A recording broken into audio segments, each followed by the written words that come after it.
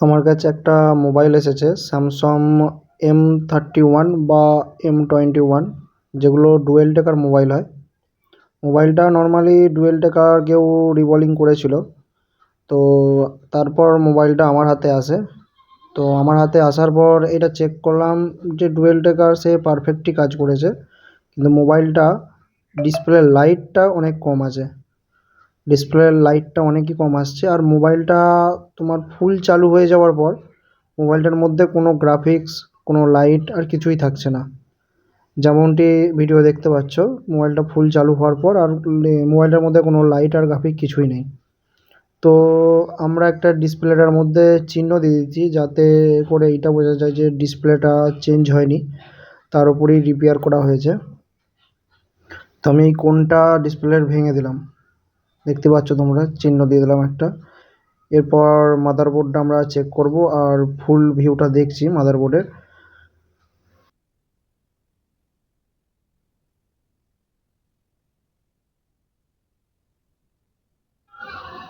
প্রথমে আমরা জিআরটাকে মেজার করছি, জিআরগুলো সব ঠিকঠাক আছে কিনা।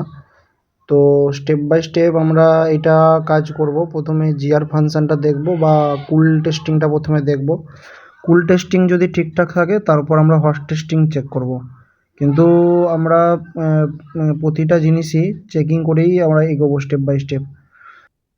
কুল টেস্টিংয়েতে এখানে একটা আমরা প্রবলেম ফাইন্ড করছি, এখানে একটা জিআর আসা দরকার ছিল, তো এই জিআরটা আসছে না। তো আমরা আগের জিআরগুলোও চেক করে নিই সব ঠিকঠাক আছে কিনা। তবে এই জিআরটারই প্রবলেম, এখানে একটা জিআর আসা দরকার, একটা লাইটের একটা লাইন মিস আছে। আমাদের ক্লাসের স্টুডেন্টরা জানে এটা কি লাইনে মিস। তোমরাও যদি আমাদের ইনস্টিটিউটে আসো তো সব কিছুটাই স্টেপ বাই স্টেপ বোঝানো বা বলা হয়, তোমরাও এই মোবাইলগুলো ইজি ওয়েতে রিপেয়ার করতে পারবে। আরও যে এক্সট্রা বাদবাকি যে ভোল্টেজগুলো হয় সেগুলোও চেক করে নিলাম। লাইটটা এখনও লাইন এখনও 3খানা ভোল্টেজ চেকিং ছিল, সেগুলোও চেক করে নিলাম, সব কিছুই পারফেক্ট আসছে। কিন্তু ওখানে অবধি একটা ভোল্টেজ পৌঁছাচ্ছে না, সেই ভোল্টেজের লাইনটা আমরা একটা জাম্পারের মাধ্যমে পৌঁছে দেবো।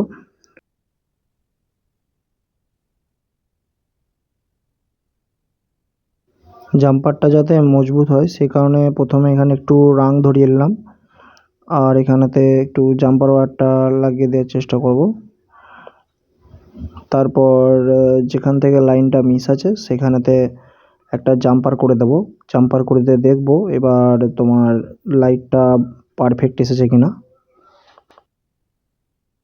এখন তোমাদের জন্য একটা ট্রেনিং ইনস্টিটিউট খোলা হয়েছে।